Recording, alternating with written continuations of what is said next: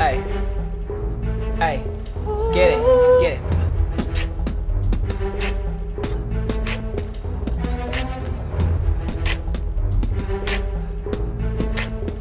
Hey. Watching God's Not Dead, writing a review. Everybody on YouTube wanna see what we gon' do. I gon' make it so good, it's gon' make your head spin. You gon' look at me and wonder, can he do that again?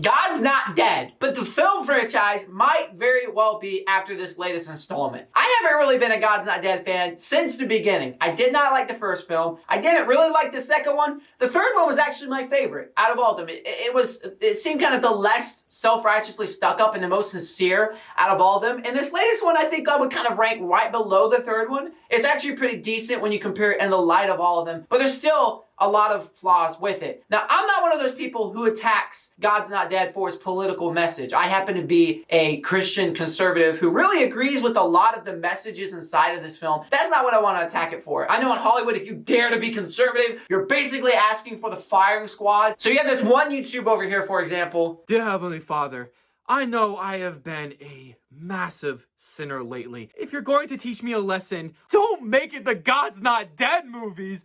I just can't do it any longer. This is the last time I can review a God's Not Dead film. Amen. Like, seriously, I don't know what this guy's issue is. Like, he must have, like, accidentally got whole milk at the grocery store instead of almond milk and tofu. The political message is not what I want to attack God's Not Dead for, because it's definitely very political. I don't really talk about politics on this channel, and I don't want to just criticize the film because it did a lot of things right, and there's actually a lot of really good things about this film, but I think there's a lot of uncreative indoctrination, and although the talking points are very well thought out, they're not presented in a clever way that average people can receive. So before I talk about what I don't like, I know that the people who made this film have probably gotten from the critics almost nothing but bad feedback, knowing how people in Hollywood treat the God's Not Dead franchise. So let me start off by saying what I did like about God's Not Dead. So now I would like to introduce Joe Faye's top 5 things I liked about God's Not Dead for. Number 1, it made me cry. I was not expecting this, but going into the movie, there were actually some really emotional moments that tugged on your heart and brought tears to my eyes. Number 2, the acting was awesome. You will be in She's an awesome actor! The actors in this film are incredible. Honestly, some of the best acting I've ever seen in a Christian movie. They had Judge Janine, I think that's how you say her name, and she was incredible. Like, I could gush over her acting. They also had Francesca Battistelli, another celebrity actor, of course, David White, but numerous other actors. Like, it was so good. There's literally this one scene where this 5-year-old kid, literally tears running out of his eyes. The acting was incredible. Are you coming back? Yes, sweetheart. Mommy always comes back. Number 3, the arguments are well thought out. I can't beat the sheer weight and magnificence of your argument logic. Agree with it or not, the arguments presented inside of this film are very well thought out and easy to understand. And I think that they're presented in a very powerful, convincing way. Number 4, this movie has great pacing. I mean, look at this pacing. It's unbeatable. Hi, are you selling a car? Sure am. You buying? Yeah. Well, maybe. I'm Brandon. Kayla. Huh? The pacing of this film is also very well handled. They're constantly cutting from one scene to another to make sure that the pacing is quick and that you don't lose interest and become bored with this scene. Number 5, the cast feels diverse and very modern. The cast and world that this film is set in feels more modern and diverse than ever before. There are different people of many different ethnicities, and they're all handled very well, bringing them together with a powerful sense of unity. Alright, so I've talked about the good stuff about God's Not Dead 4. So now we're going to dive into the story and kind of talk about some of the elements that I think did not work inside of the story. And there's quite a few things. I'm going to provide my input and you guys can see whether you agree or whether you don't. So first of all, I do find it interesting that they call this movie God's Not Dead, because this movie is really not about proving the existence of God at all. It's more political in nature, and it's more about the education system than it really is about religion in general, but kind of mixes religion and politics together. But my biggest problem with the whole God's Not Dead series, especially since the first one, is their demonization of anyone who disagrees with them. Like literally, there's this one clip in the movie where David says this. Beliefs that I consider to be divisive and intolerant. Only because you label intolerant anyone who you don't agree with. And you label divisive as anyone who doesn't agree with you. But yet, that's exactly what the people who make this film do. If anyone disagrees with the agenda that they're presenting, you're presented as a horrible, evil person. In the first movie, the atheist is a jerk, ends up getting hit by a car and dying. It's like if you're a bad guy inside of these movies, you're horrible, you're rotten, you're scum. And it makes it where if you're part of that camp of people who happens to disagree with the filmmakers, then you're not going to feel welcome watching this movie, because they're presenting your intellectual kin as horrible, rotten people. And it's just really a poor way, I think, of trying to pull people into the fold of seeing things the way that you see them. So the movie starts out, we're introduced to the McKinnon family, which is one of the main families in the movie. So it's a mom and a dad. Well, it's a family, so of course. And then two children. I don't even remember the girl's name. It's a young girl and then a young man who's about to turn 18. His name is Brandon. I promise it's a coincidence his name is Brandon. And of course, we can't start the movie without a good old Newsboy song.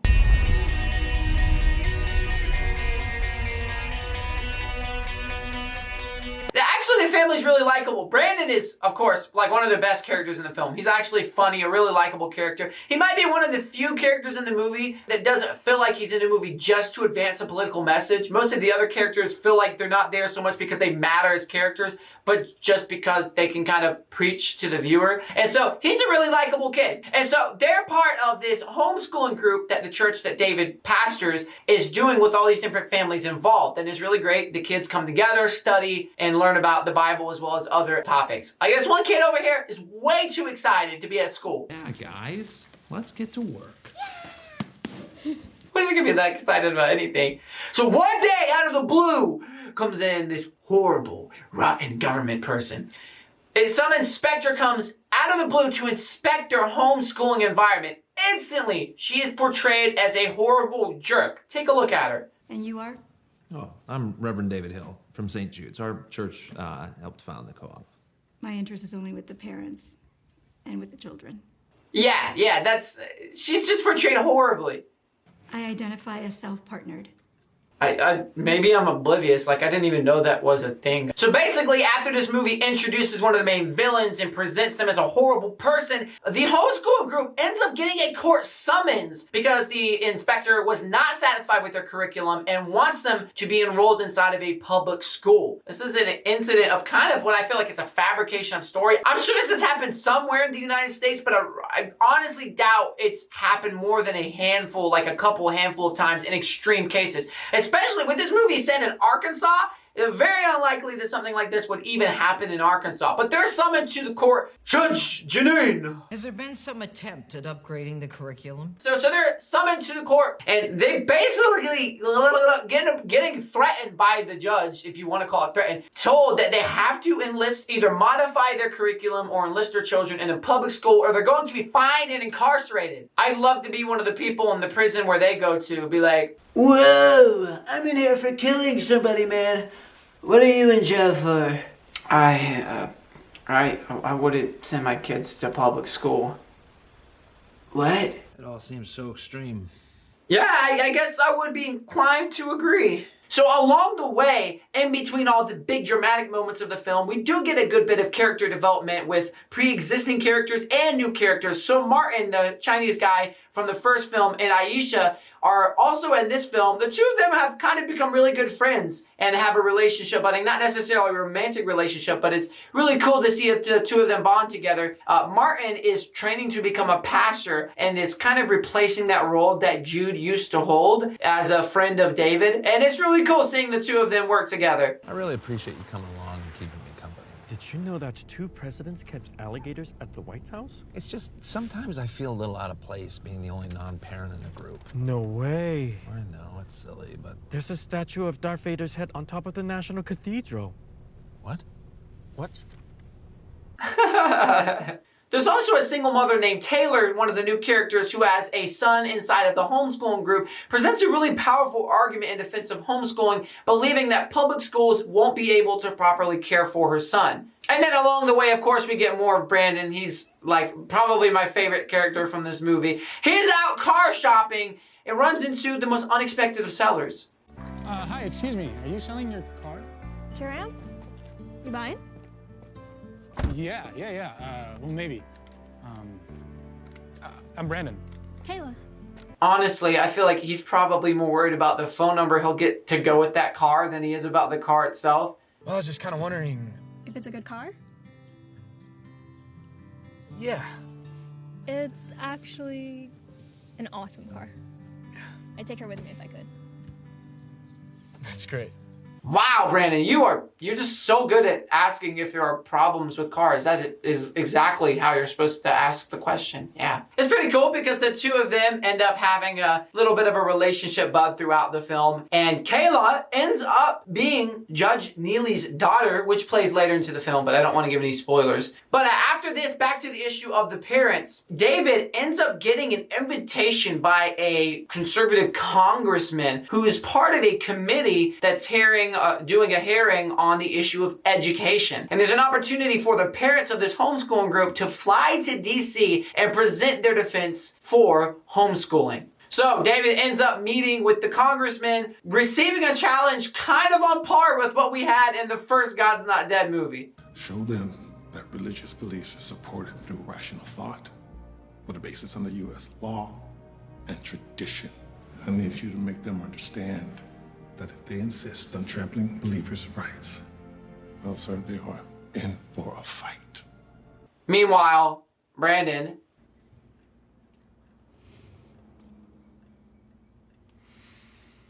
Hey, what do you think of this car?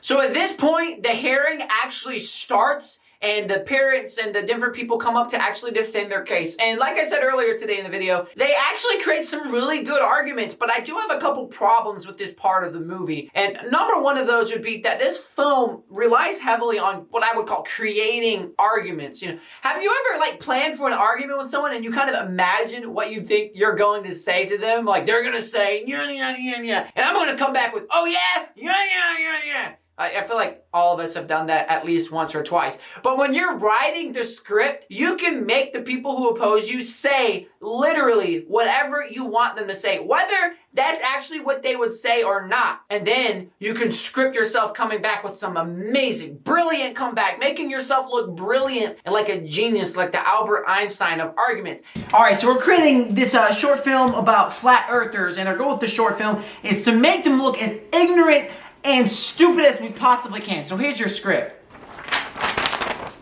Wait, that's my script? Seriously, do you actually think we're going to give you a cohesive argument in defense of the earth being flat? Because then someone watching the short film might be like, wait, is the earth actually flat? No, it's not. And so we have to make the other side look as stupid as possible. So there's absolutely zero way that anybody would actually agree with the other side. Oh, the earth is flat, man. I mean, look around me. I don't see any curves at all in the earth. It's gotta be flat, man.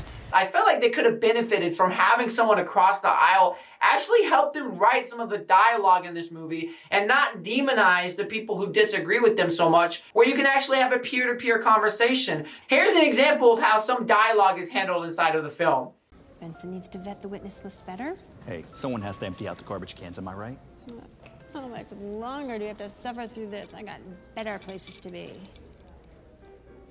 Like, I don't know, but to me that feels completely unrealistic. But when you're writing the script, you can make them say whatever you want them to say. Also, I feel like, I don't know, I've never been to a congressional hearing, but I'm pretty sure they're not this informal in conversation. What about Thanksgiving?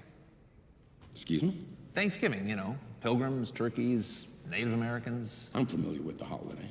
Well, sure you are. I mean, from kindergarten onward, every child learns about it. Also, the other thing that this film does is it just kind of seems to assume there's no such thing as a liberal Christian. And I know a lot of people have their own opinions on liberal Christians. I personally believe they're not as firmly rooted in the Bible as a conservative Christian. But this film seems to kind of assume you're either a conservative Christian or you're just not a Christian at all and you're a horrible person who wants to destroy Christianity. Everyone inside this film who opposes homeschooling is basically not a Christian at all. It's completely diametrically opposed to Christianity. And it just kind of, they paint everybody with the same brush. So then, out of the blue, Taylor suddenly reveals that she used to work for NASA and her husband was an Air Force pilot. It's almost like a weird attempt the movie uses to add credibility to her argument in defense of homeschooling by the fact that, oh, she's actually not just an average person, she's some brilliant person. But at the same time, it's a fictional movie, so it really doesn't add any credibility to her argument because she could be the wife of the president of the United States. But since it's all fictionalized, it doesn't make her argument any more valid. What is your point, Ms. Hayes? There's a common misconception of homeschool parents, particularly those of faith, that we're some kind of flat earthers. My 7-year-old knows that the earth is round.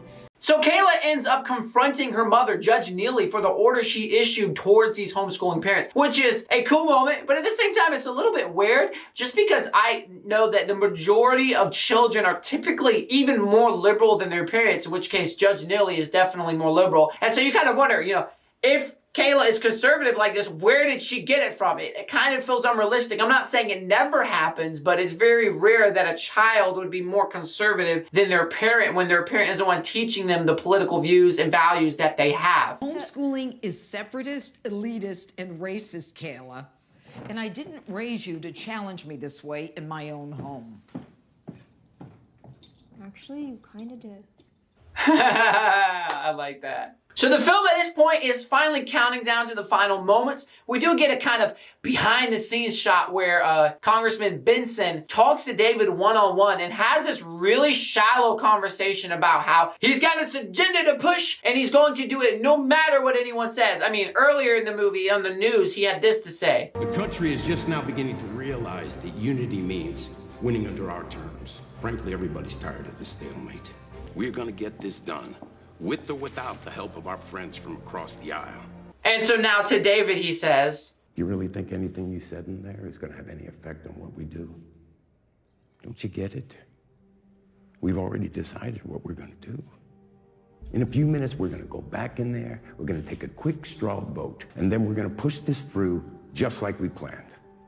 Here's where the shortcomings of God's Not Dead is they do not have good villains in their movies. Because, in a movie, you need a genuinely good, evil villain for the movie to work. I mean, we're not making Bob the Builder here. We're making an actual drama movie. You have to have a good villain. But when those villains represent real-world characters or movements, then your film quickly becomes satire or politically motivated to the point that it's so polarizing, only one group of people will enjoy the film. And so inside of this film, the villains are all incredibly flat. There's no depth to them. They, right up front, let you know exactly what they want. The best villains are the ones that are kind of deep and complex, and you have to try to figure them out. And this one, there's none of that. They have as much depth as a slice of pizza from a dollar store.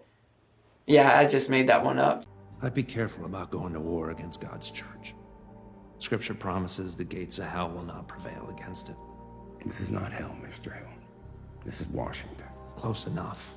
I mean, honestly, he's not lying, man. So anyway, one of the final moments of the film, David has a final 5 minutes to present his closing argument before the congressional hearing votes. And it basically escalates into this yelling match where he's literally yelling at Benson in defense of his views. It's such a weird moment. Benson tries to get him to be quiet, is unable to, but it's okay that he's yelling at him because prior to this, he prayed a prayer. It will not be you speaking, but the Spirit of your Father speaking through you. So I guess as long as you're yelling good stuff at congressmen, it's okay to yell at them.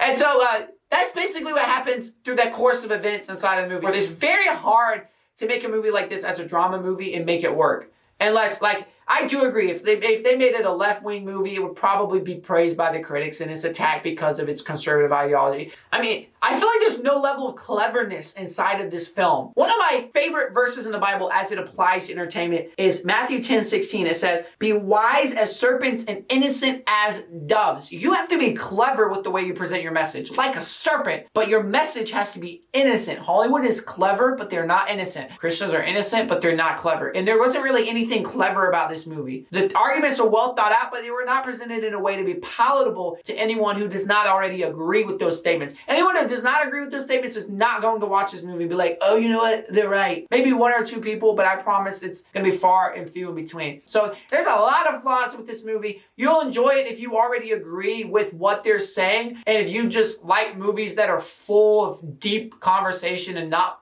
much action. But anyway, that's my review of this movie. I'm curious to see what you guys think. Let me know in the comments below. Oh, with that, I've got to end this video before it's too long.